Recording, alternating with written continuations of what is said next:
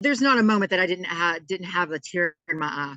There was moments that I was a little discouraged because I was sitting second or third, but I've been very fortunate that most of the time I'm standing first, and that's just ever get a chance to represent your country, it's amazing. It's amazing feeling.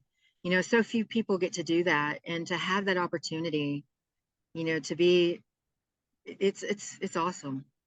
Today we have a very special guest with us. Her name is Jade Dickens. With over 22 years of competitive experience in the USAPL, Jade has coached numerous athletes, including high school teams in Texas. Starting her journey at age 28, while working in the Texas prison system, she was inspired by watching Joe Mills compete in the World's Strongest Man in 2000. Since then, competitive strength training has been her world, and she now promotes 4 different strength sports around Texas. Jade, welcome to the podcast. Thank you for having me. I appreciate it. I'm glad I get to share this with you. It's been a long journey, but it's been a great one. And I'm not stopped. I haven't stopped yet. Not stopping anytime soon. Yes, that's wonderful. 22 years. Well, to start off, Yes. tell us about that. Tell us about yourself and how did you get started 22 years ago? It was kind of a combination of a couple of things that happened all at the same time. At the time, I was working as a captain of correctional officers in the prison system. Texas is, unfortunately, we're known quite well for our prison system. And we had a fundraiser. We always do fundraisers for Special Olympics within the prison system. And this one was in between all of our neighboring units. And it was a Special Olympics bench press competition.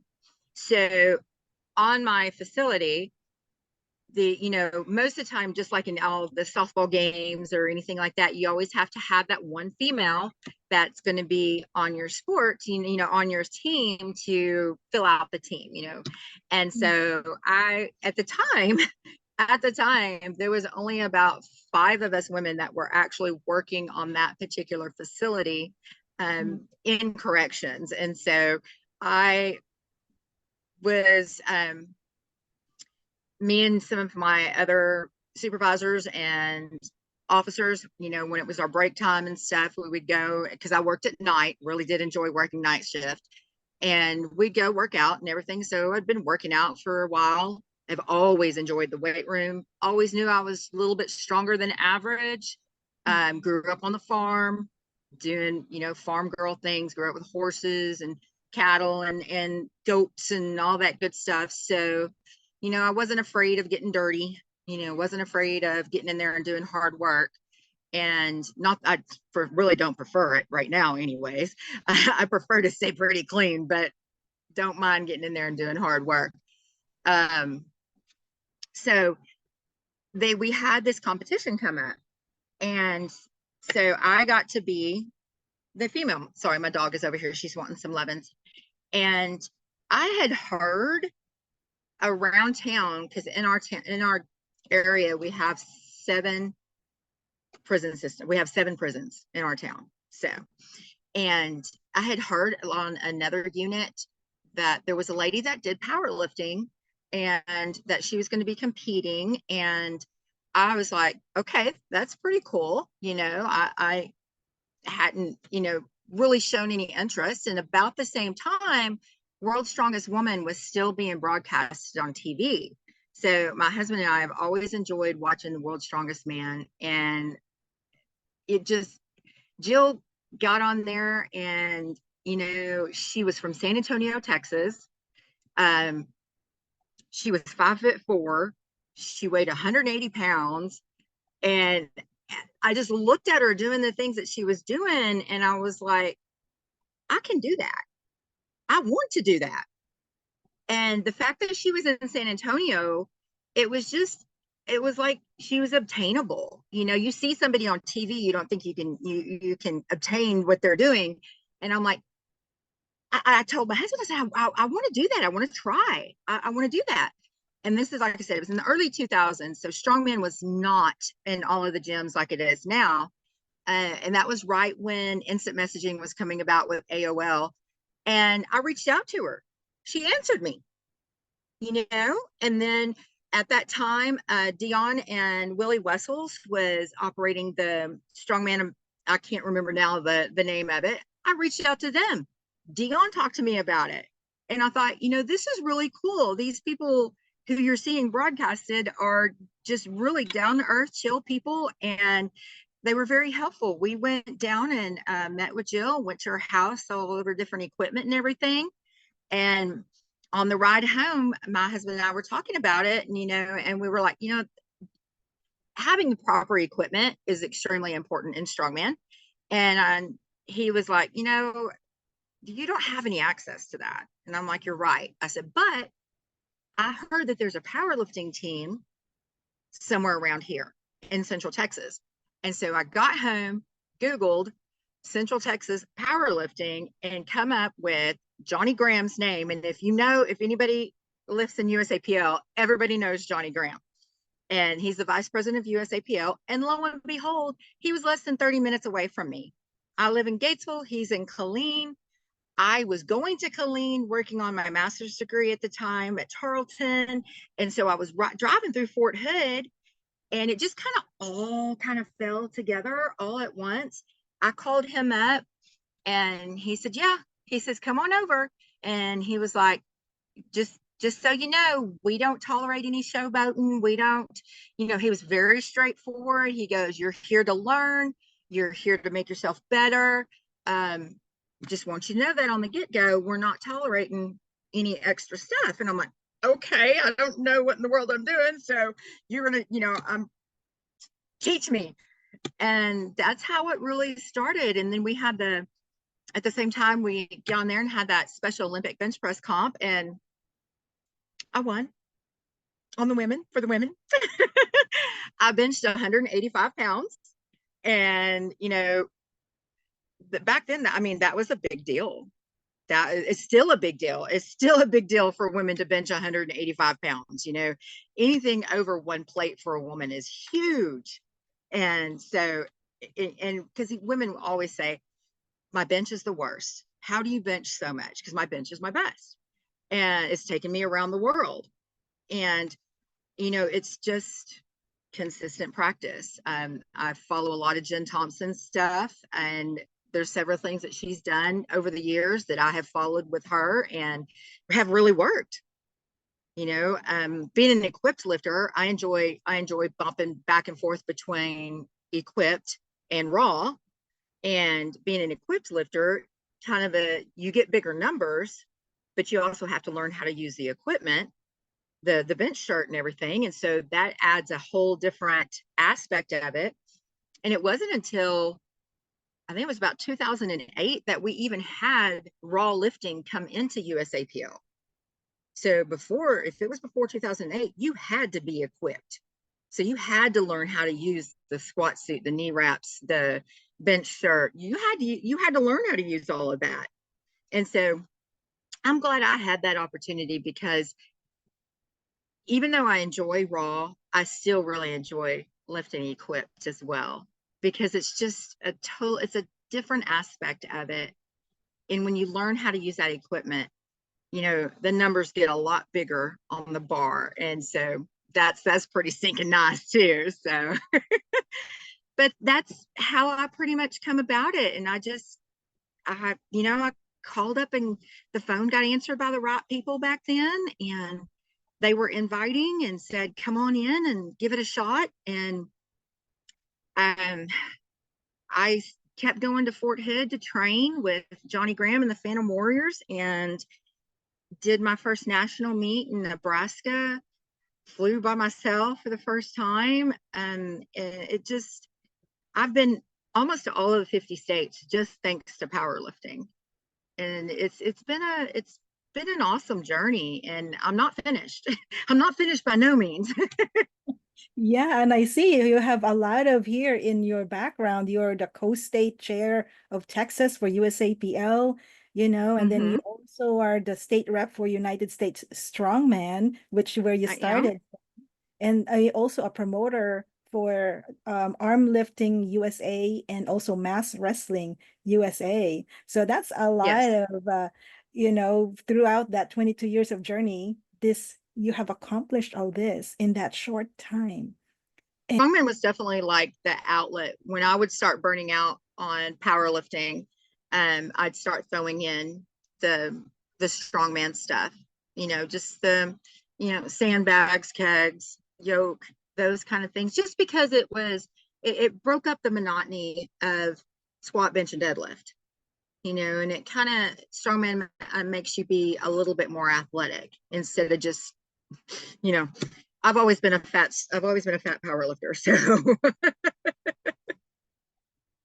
powerlifting, we really stick to the basics. We stick to squat, bench, deadlift.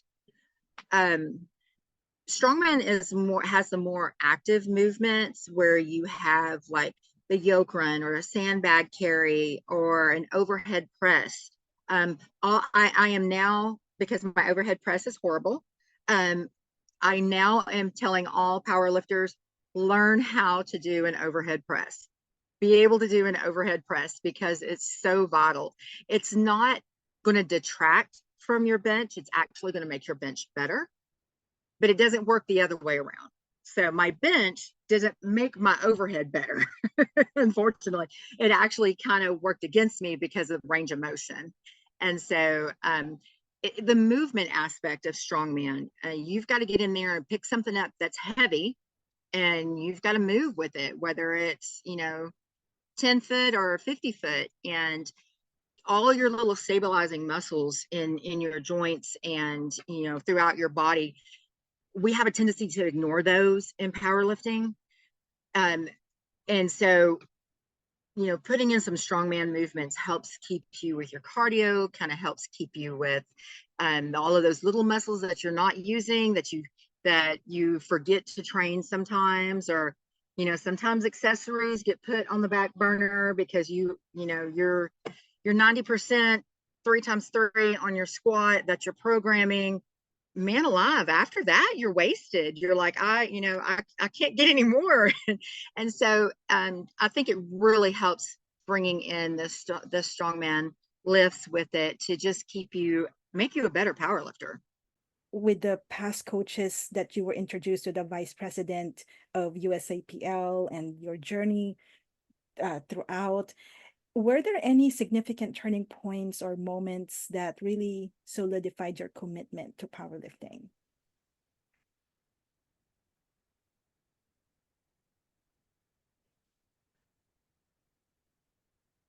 That's kind of early on, sometimes you kind of forget those things. You really forget what really got you and what made it really stick. I think being a part of a team really helped because you had an obligation. They always say work out with a partner because a partner helps with accountability, and you're always, especially if you're somebody that needs to have a little bit of external motivation, maybe you're not quite so internally motivated, having that accountability. So I was expected to be at Fort Cavazos now. It's named Fort Cavazos, and to be on there and ready to practice, and being part of that being part of that team. Johnny Graham, or Truck, we all call him Truck. We refereed all the high school meets. That was a way we raised money so our team could travel. We did back then get a little bit of money from the Fort Cavazos administration to help fund some of the like going to Nebraska or going out to Missouri and things like that. And it also helped, for our entries. They would pay for our entries and things like that. And so when you have kind of an obligation to a team, that probably is what kept me going, and obviously seeing me personally, seeing how much I increased. Because your first 4 or 5 years of powerlifting, you are always going to be maxing. You're always going to be adding to your total, especially if you start out a little bit younger, and seeing these kids that are starting out in high school, even some of them were starting even a little bit younger than that. Me and another friend of mine were having a conversation about that a while back. And it's like, I started at 28 She started around 30. That's almost like 10 to 15 years that we didn't get, that these kids are getting now, of experience and of muscle building.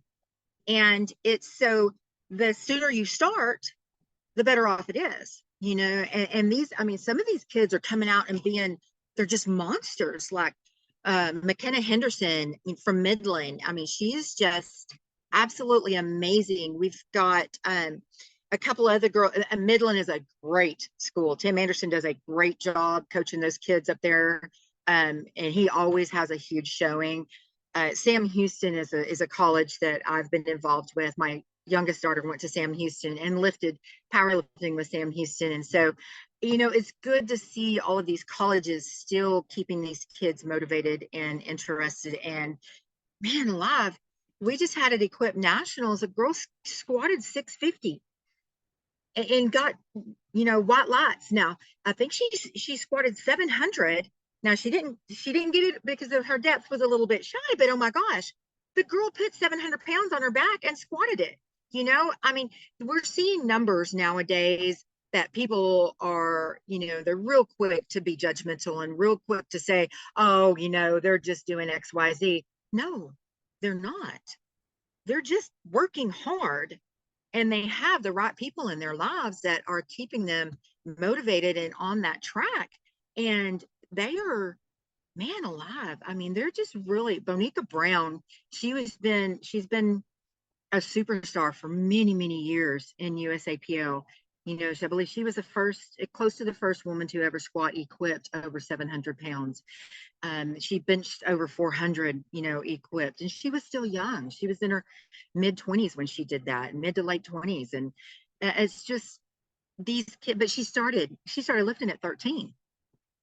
Back then she was a unicorn. Now she's not quite so much a unicorn, we've got kids that are doing this and just becoming outstanding athletes, and it's just awesome to see them doing that. And I just keep hoping that these girls and any women that want to be strong, get in that weight room. Those men are not going to eat you, I promise. Go in there and download you a quick weight training, something or another, YouTube, how to do certain lifts that you don't know. Just get in there and do it. Push those big old guys out of the way. And, you don't have to push those big old guys out of the way. Best way to do it, ask them questions. They are more than welcome, more than willing to share their knowledge. They want to share their knowledge. They want to teach you how to do that, and so don't be afraid of that. Don't be afraid of that. Go in there, that guy that you've watched over there with his headphones on, don't mess with him when he's in the middle of a set. But when he's resting or something, go over there and ask him, hey, can you help me do XYZ? Can you show me how to do this? I promise you, 99% of them will be happy just to help you, to show you how to lift. Yeah, I totally agree, because with men, they love to share their knowledge and their expertise, and that's kind of like how they get seen, through their Absolutely. expertise and knowledge, right? And for us women, we love being supported too by respecting our space, and at the same time, by receiving feedback. And so that's actually a very good, combination as far as, getting help and receiving feedback. So yeah, don't be afraid to, and don't be shy to ask, No, anybody in the gym, because everyone is helpful. And that's what I find too in the gym. absolutely. Yeah. And So if they're not, go find you another gym. there That's you not go. the gym for you. Right. Yeah. And there's plenty of them out there. A lot of people, they get scared away from the gym because people are nasty or they're rude. That's not the gym for you. Go to the next one down the road. I promise you, you can throw a rock and hit another one. Very, And very good advice. it's I hate to see the social media aspect side of it, where people are talking about, oh, well, I just felt diminished. I felt, all the eyes were on me. I mean, anytime anybody new walks in the room, all eyes are on them. It's how it happens. Put your headphones on, grab you some dumbbells, get over there and just start moving on. And I'm a big contender on finding your tribe. You know, if you are wanting to be a competitive powerlifter, go find a gym that has competitive powerlifters in it. If you want to do strongman, go find a gym that has strongman in it, has the equipment, has the availability. Ask questions, get people to teach you. You know, and YouTube is great. YouTube is great. It's a great resource. You know, the information is out there. You just got to go grab it. Yeah, very good advice. Thank you for sharing that. That's very important, especially for the new lifters that are still trying to find their tribe, still trying to decide, okay, is powerlifting for them or is strongman? Some started with CrossFit, and I think, you know, A lot of people start with CrossFit. Yeah. yeah, I started with CrossFit too, and then I turned powerlifter. Actually it was a good change, you know, but I will always remember CrossFit because that's how I started, and I will always have the love Right. for And the CrossFit community is very welcoming to new people, but sometimes that's just not, and it's okay. If CrossFit's not what you totally enjoy, you want to come over to powerlifting, perfect. If powerlifting gets a little boring, like with me, I'll jump over to strongman. Right now it's about 50-50 for me, powerlifting and strongman. And then I throw in arm lifting and moss wrestling when I can, just to keep, and I've done some arm wrestling, and just to keep things fresh, just to try something new, just to keep, you know, and the fact of the communities that the different people that you meet, man alive, you're not going to find better people than you're going to find in strength communities. They are just, everybody is just so supportive of one another. And that's another thing. If you're looking at doing powerlifting or any, you know, competitive sport, do it. Pull the trigger, sign up, get the membership, go and do it. Buy a singlet, buy a belt. That's all you need. Buy a singlet, buy a belt. Go do it. You know, ask questions. Your meet directors are seasoned lifters, but most of the time they will help you out. I have lifters that contact me all the time, says, I will be by myself. Can you help me? Absolutely. Get on over here. I'll put you with somebody that I know that can help you warm up, help you run numbers, that will take care of you. You know, and that's the same way, you know, in all of the strength sports. Don't be afraid to try them all. That's a good advice that you mentioned about those lifters that are just by themselves. So Mm-hmm. is that like normal in that space where you support the new lifters, you know, assign them to someone that has been you know, been lifting and that are not participating in the meet, to help them out with loading and warm-ups? Is that what you do? Absolutely. A good meet director, which 99% of our meet directors in USAPL are good meet directors. There's not a doubt. Every once in a while you'll have one, you know, and unfortunately that happens. It happens in any organization. A new lifter that is the first that you want to try, email that meet director and tell them, I'm new. I've never done this before. Can you help me out? And the first thing that I tell my new people when they email me or when they text me and ask me, you know, can you help me? Absolutely. One, absolutely, I'm going to help you.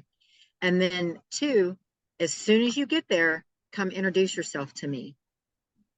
You know, don't hang back. Come introduce yourself to me. I'm going to be busy. Come interrupt me. It's okay. Come interrupt me. Come introduce yourself so I can put a face to the name, and I can make sure that I get you with somebody that's going to take care of you.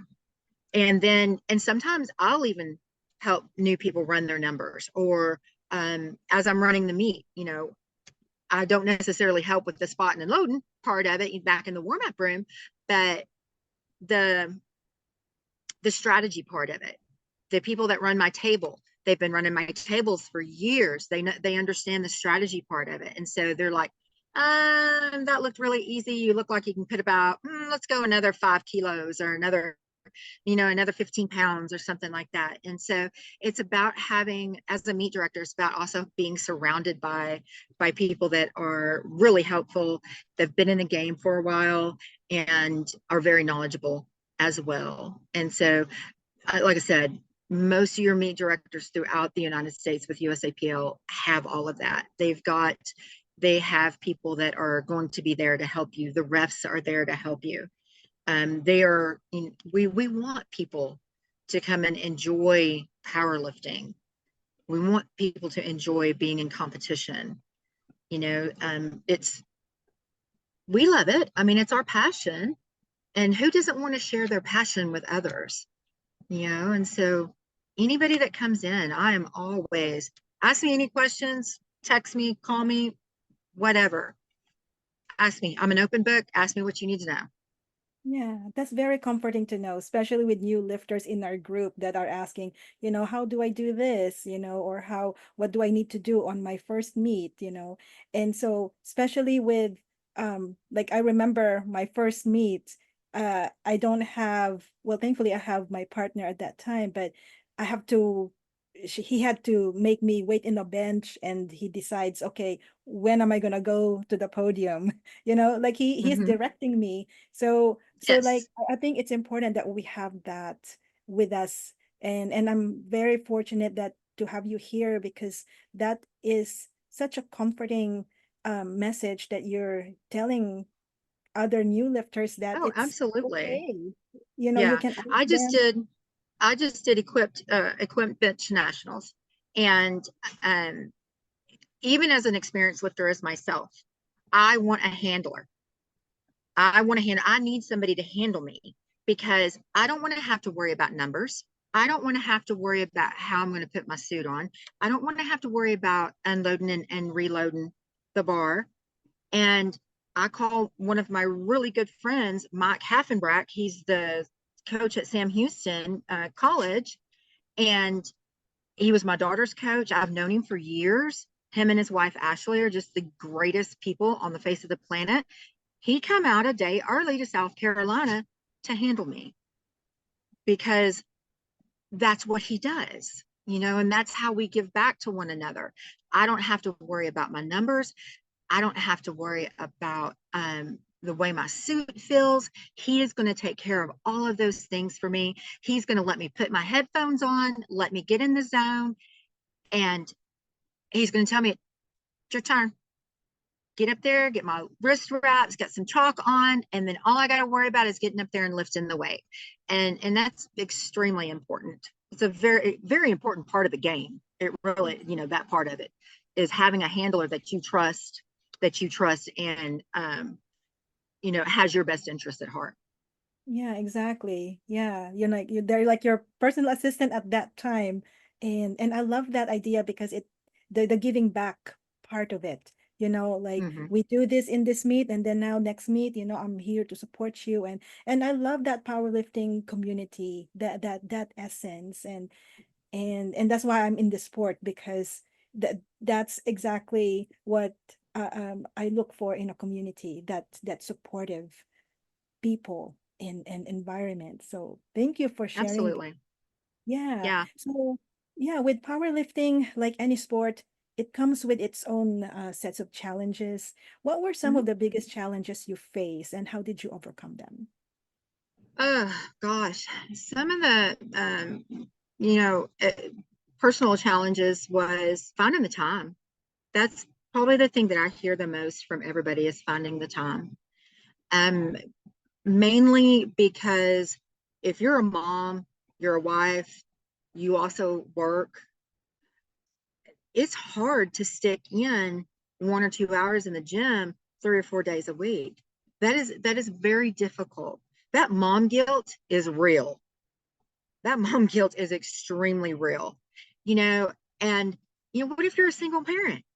If you're a single parent, you don't have a spouse to be able to help you out. Then that comes in even bigger obstacle for you. I'm very fortunate that when I asked my husband, when I told my husband years ago that, hey, I want to do this, I promise you, he didn't expect it to be this many years, but he's never, he's always, been there to help me.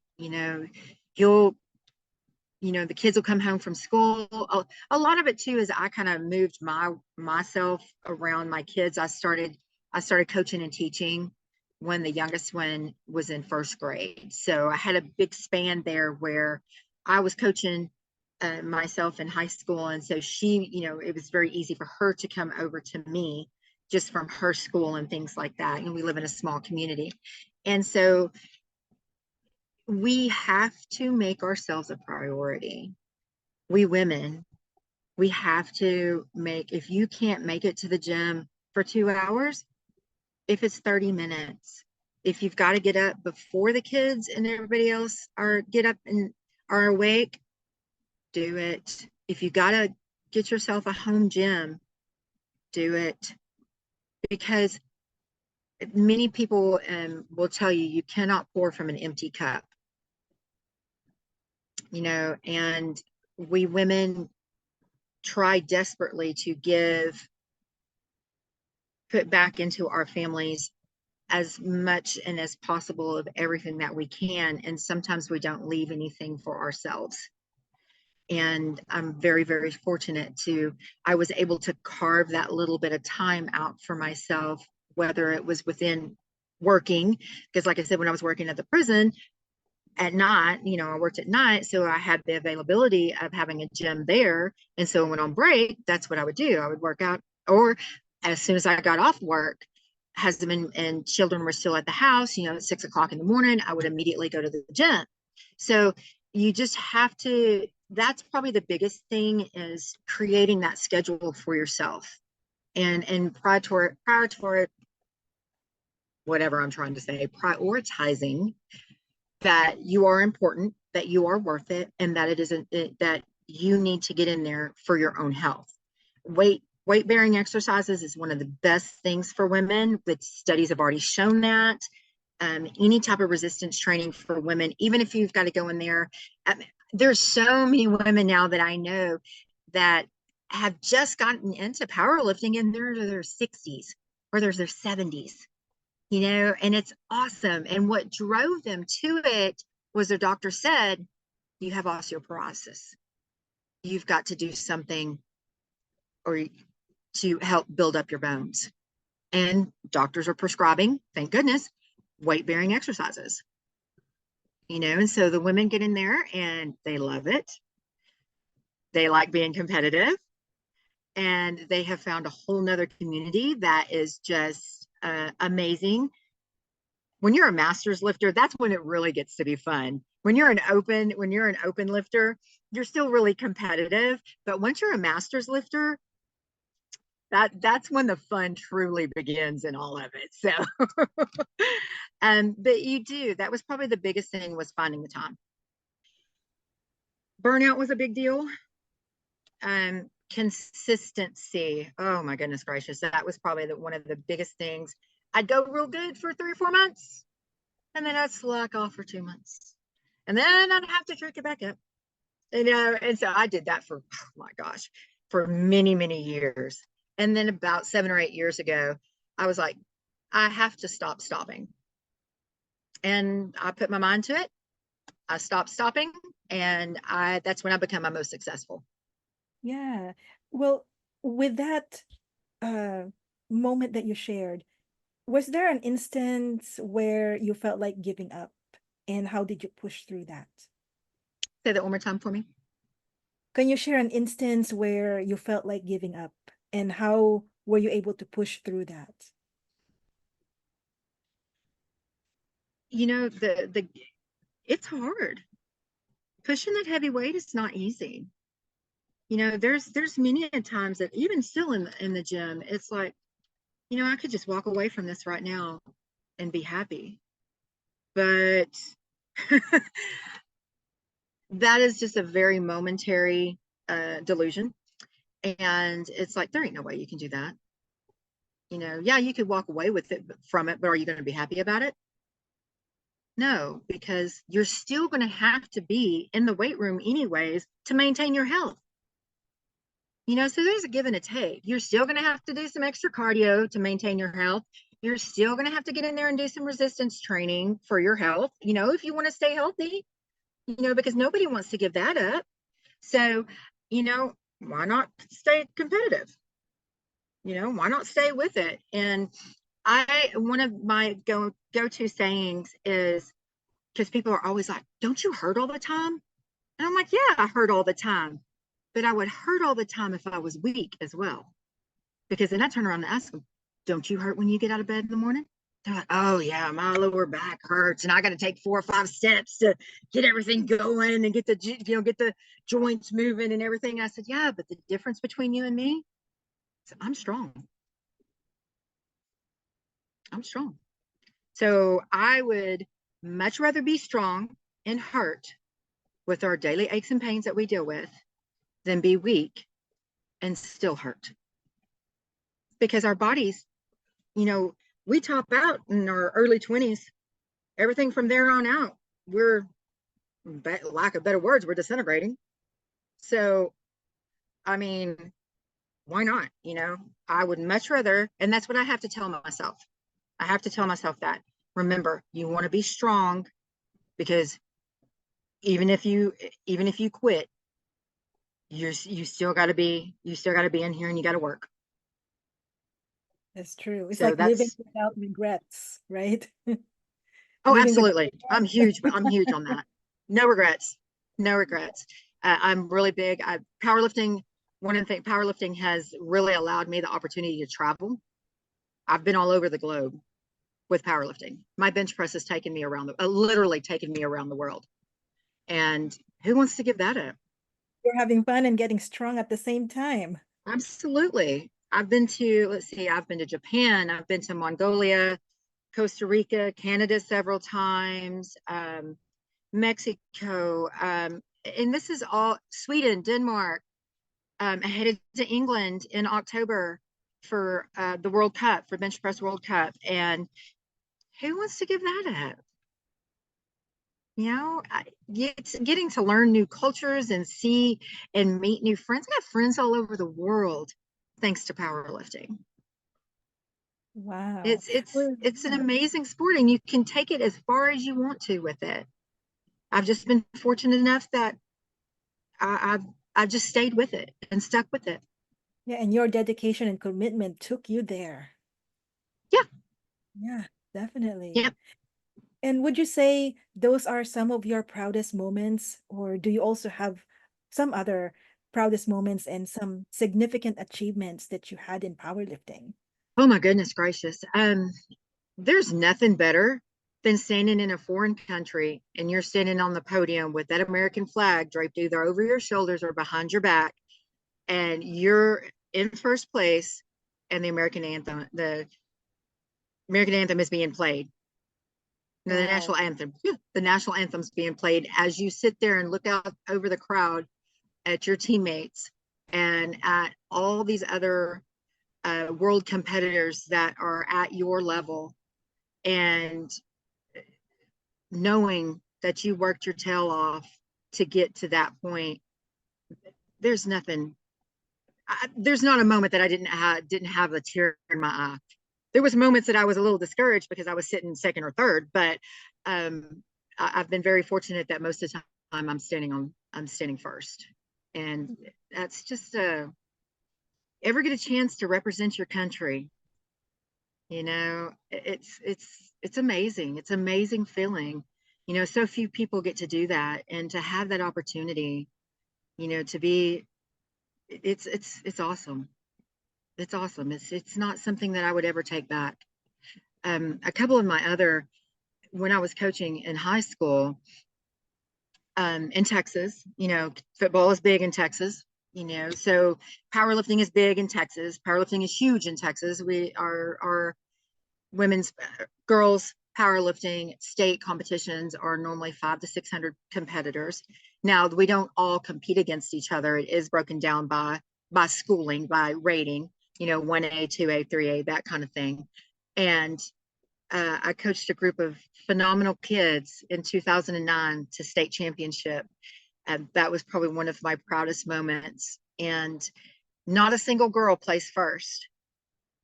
Not a single girl placed first, but because they all got in there and did their best and placed, we walked away as state champions. And we were just recently last year, we was put into our the Gatesville Athletic Hall of Fame. You know, I mean, we are Hall of Famers now.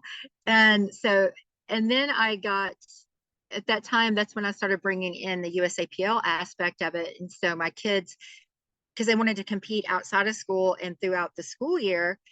And so we continued working year round.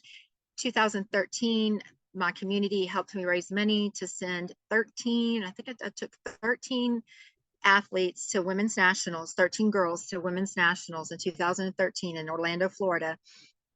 And we walked away as national champions as a team. Wow, So that's a big achievement right there. yeah, so those are things that, you know, you look back on. As a matter of fact, I visited one of my powerlifters today. We were coming back from being on a girls trip for a minute and swung by her house and got to see her husband and kids and her nice little property and what she's done with her life. And, you know, you've built friends forever, you know, and it's amazing. And powerlifting is what's brought that to me, you know, and I love it. I absolutely love it. And there's just no reason not to just dive off headlong into it and have fun. Yeah. Do you feel like powerlifting is not just a sport, considering all the stories that you have shared today? It's a family. Johnny Graham, there's not many, you know, he calls, he doesn't get declined. His number does not get declined. You don't ever decline him. You know, he's been like a second father, or really first father, because I don't have one. But you know, he stepped into a role 20 years ago that he had no clue he was going to do. But amazing individual, and would help me and has helped me and my family, you know, in times of need or just in times of wanting to have fun. And it just, you build a family. You build a family of people in powerlifting, and some you don't see but once a year at nationals. But, you know, you keep it, thank goodness for social media, because you keep up with everybody, you know, and then sometimes you don't see everybody until you get to compete internationally. You know, some of my friends in Canada and stuff like that, I haven't seen in years, but it's just like picking up where you left off. Thank you, Jade. Can we go back to that memory where you spoke about you standing on a podium with your team and the American flag was flying above? What year was that, and what competition was it? Just Mm, for our not to listeners. brag, not to brag. There's been multiple. Let's see.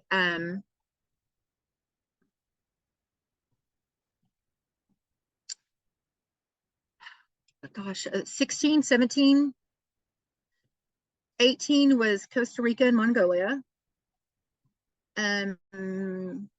19, we was in Japan.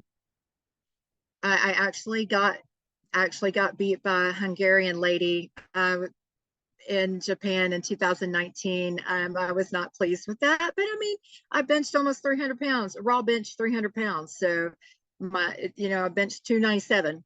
So I can't complain about that. So I didn't get the opportunity to do that. And then of course the world shut down in 20. And then, so this will be my first international competition in 4 years, getting to go to England. And so it'll be nice to be back doing that again. So, you know, it's very fortunate to, Wow, you that know, is amazing. So those years, 2016 through 2019, yeah, you earned that those medals and represented USA for us. absolutely. Wow. Yeah, it don't get handed to you. You got to go in there and earn it. Yeah, and it showed, like your commitment, your dedication, your consistency. I think those are very important, and you just just basically represented all of that. And it's Thank you. such an inspiring story, especially for new listeners and new lifters here. You know, I think they will be so inspired with and be happy to just meet you in person, one day and be their meet director and actually help them, just like how Yeah, has helped you get started. You could be that absolutely.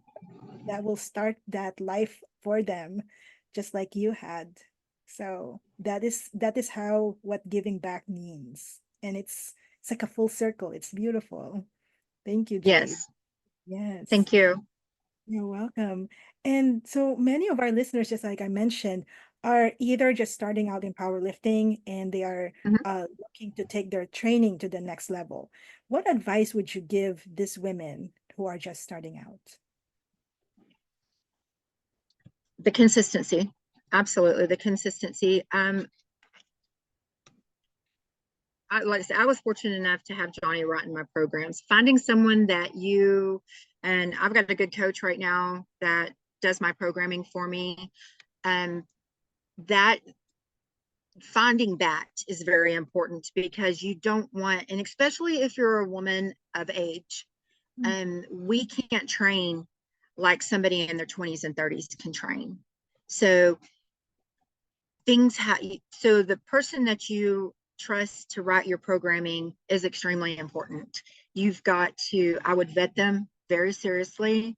If you want to be serious about it, you need to vet your coaches and watch what they do, watch what they do with other lifters. Hopefully if you can afford it, you get you the one-on-one, or at least get you someone that will write your program for you for a month. If you can't afford it, there's good things on the internet that you can find. You just gotta make sure that what you're looking for is tailored to you. Jennifer Thompson, everybody knows her. She's the absolute best raw bencher in the world. Her, they have, Jennifer shares her information. Go look up her stuff. Go beg, borrow, and steal from everybody. Just make sure to take care of yourself. Um, don't ignore injuries. Don't ignore injuries. Don't overdo it. Don't get into that, what we call the gym pro kind of stuff where you're wanting to max out every 2 weeks or something like that. Trust the process. You will get stronger. You are going to get stronger as long as it's science. Resistance, you know, mass and resistance. The bigger the mass, the bigger the resistance. You are going to get bigger. Your numbers are going to get bigger, because I don't want women to think they're going to get bigger, because it doesn't work like that for us. And that's another big thing. Women think that, oh, I get in there and I start lifting, I'm going to start getting big muscles. No, no, no, no, no, no. Those bodybuilders that you see on those women maybe taking extracurricular things to help with their muscle enhancement, but they also train their tails off and they drop their body fat under 10%, and they do not walk around naturally like that. Women cannot afford to walk around naturally with the body percent under 10%. It's just not healthy for us. So, and be careful who you ask advice of. Some people just have a copy and paste type regimen. Be careful who you listen to. Not everybody has your best interest at heart, and you definitely don't want to get in there and get hurt. And then that side rails you, and you're taking out your dreams and aspirations have, well, you know, they've been put on hold.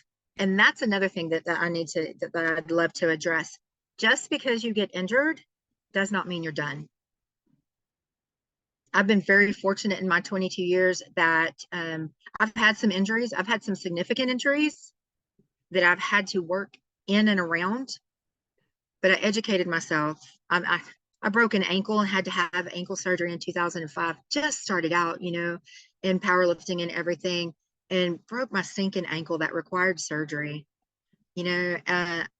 But my next competition was 6 months after that, you know, because that's what I wanted. Don't let injury stand in your way. Um, Even your own medical doctors don't always have the best interest at heart, especially when they're dealing with the general public. And when you become a power lifter, you're no longer the general public. You're an athlete, you know, and it's hard for us, you know, especially women of age or just women in general who's never been athletic a day in their life. You know, they were in band when they were in school because they were whatever uncoordinated and couldn't do it or what have you, but have picked up the weight room and have found the weight room and love it. It's hard for us to look in the mirror and go, I'm an athlete. You know, you're an athlete. You deserve to be treated like one. And so when you're medical care, as your medical care, you deserve to be treated like an athlete. So if you've got an injury, don't go to just some old plain old PT. Find you a sports related PT. Find you a sports related chiropractor. Find you a sports medicine doctor. Find you, you know, I was very fortunate that the owner of our gym over in Waco at Underground Performance, he educated himself to be able to help us lifters, especially us heavy lifters. Donnie Thompson's body tempering saved me. About 7 or 8 years ago, I was on the verge because I didn't stretch. You know, who stretches? You know, who really, you know, what's the sense in that? That's not good, by the way. I didn't stretch for 20 years, you know, and I gotten to the point where I was fixing to pop a pec. I was overloading my bench and I was getting to the point where I was on the verge of popping a pec, and it was coming. But Joel had went and learned how to do body tempering through Donnie Thompson and Kabuki Strength up in Oregon. He literally saved my lifting career. I was in my early 40s and I was getting to the point where I was having trouble with range of motion and everything. And he got in there, and it's painful. It's painful, but it is so worth it, you know. And I found that by investigating, by asking questions, by knowing that there's something else out there that can address my issue, you know. So don't be afraid to ask questions. Don't be afraid to go look. If you don't like what somebody tells you, question it. Go get another opinion. We live in the United States. We live in America for that reason. We don't have to stick with just one person. Yeah, that's very true. So how do you stay motivated despite all of that and disciplined, you know, when your coach gives you I up? stay motivated. I stay motivated by having a competition every 3 months. Yeah, I learned that trick. I learned that trick a long time ago.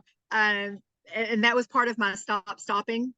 That was a trick that I learned, that I had to have something on the books paid for to look forward to. So I compete in something every 3 months, at least. I actually do a lot of back-to-back competing. And my body's paying for it. And so I got to start making plans on pulling back. But, and my husband's rolling his eyes at me like, yeah, like I'll believe that when it happens. So for years I said, I'm going to stop 3 lift. I'm going to go bench only. And I didn't do 3 lift this year, but I did do it last year. So, you know, it just, you stay competitive. You stay they motivated forgot. by having something to look forward to. I think they forgot to put the disclaimer about powerlifting that it can be addictive. Oh yeah, absolutely. Absolutely. Oh my goodness. So, well, what's next for you in powerlifting? And do you have any upcoming goals and competitions? Like you said, you do it every 3 months. So, so let's hear So it. I just finished up bench press nationals 2 weekends ago in South Carolina. I am now in full prep for the official strongman games, the original regional official strongman games called OSG.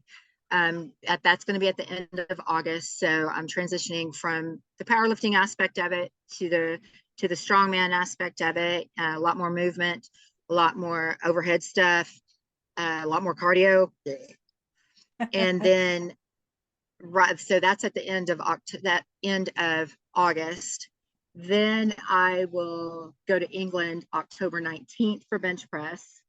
And then hopefully I'll make the official strongman games, the world strongman games. That will be in December, right after it. So you see how I keep something going, and probably sprinkled in there somewhere, I'll have an arm lifting competition, because the super series is going on right now for arm lifting. So I'll have that in there. And mosh wrestling will jump in there every once in a while. And it's still a growing sport. So that's how I do it. I just, and people look at me like I'm crazy, and I'm like, yeah, I kind of am, but it's what I love. It's what I do. Keeps me healthy. It keeps me strong. It keeps me motivated. And I'm 50. What else am I going to do? I'm 50 and retired. What else am I going to do? You know? Enjoy life, enjoy powerlifting, enjoy Absolutely. the sport. So Absolutely. how do you stay injury free with all that back-to-back competitions and stay? Listen to my body. Mm. Listen to my body. Good nutrition, lots and lots and lots of protein. And there's days or weeks that I eat Advil like candy.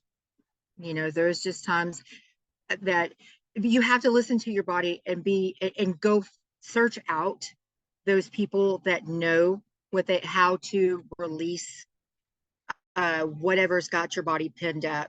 Chiropractors, you build those type of people into your life, because they're a necessity. Like if I've lost range of motion in my arm, or I've got something pinching, I don't ignore that, because 9 times out of 10, wherever your pain is at, that is not where the problem is located at. It's normally located at a different part of your body. And you've got to have somebody that's knowledgeable to be able to help you figure that out. So I'll go to Joel if my muscles are I'm super tight, I haven't been able to get a good release through massage or something like that, I'll go to Joel and do body tempering. I love my magnesium soaks. That really helps with sore muscles.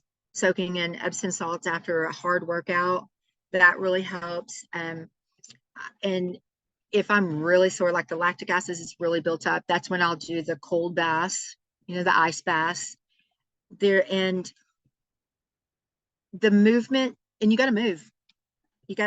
You feel better when you move, and it helps move that lactic acid out of you. I can't remember who it was. I think it was a strongman that was talking about, if he got up that morning and was sore, he'd go do sled pushes, either sled pushes and sled pulls. For whatever reason, that gets everything. I believe it was Magnus von Magnuson was saying that, and he said, even at his age, because he's still competitive. He still does a lot with the strongman world and stuff. And he says, get up and move, go push some weight, not, literally push it, on a sled, go push it. And Joel also has done a lot of research on that and has found that to be very, very helpful to releasing muscles and doing away with soreness. I love magnesium. That's for me, especially as women, the magnesium. I've got magnesium in soak. I've got magnesium in lotion. I got magnesium on roll-on. I mean, so magnesium topically helps me a lot, especially with sore muscles.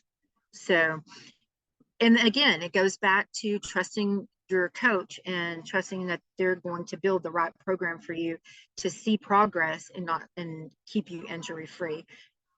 Form, my goodness gracious, learning how to do the form correctly is so vitally important, because you'll build bad habits, and those bad habits are extremely hard to break.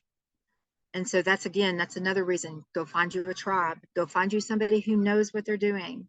You know, even if it means you have to get in the car and drive 45 minutes.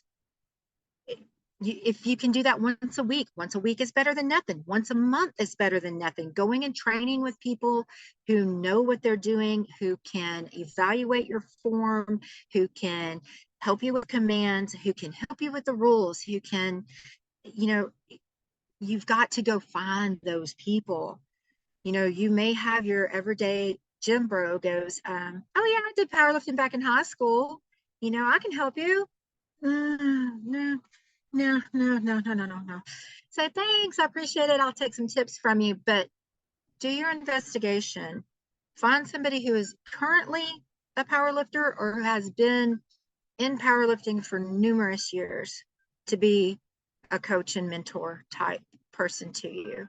And if you may not be able to find them in person, you can definitely find them online. And I know a lot of people, so if people want to ask questions, hit me up. Definitely. And you have dropped so many, nuggets of wisdom here. And I would love our listeners to follow you and support you. Like where can they find you?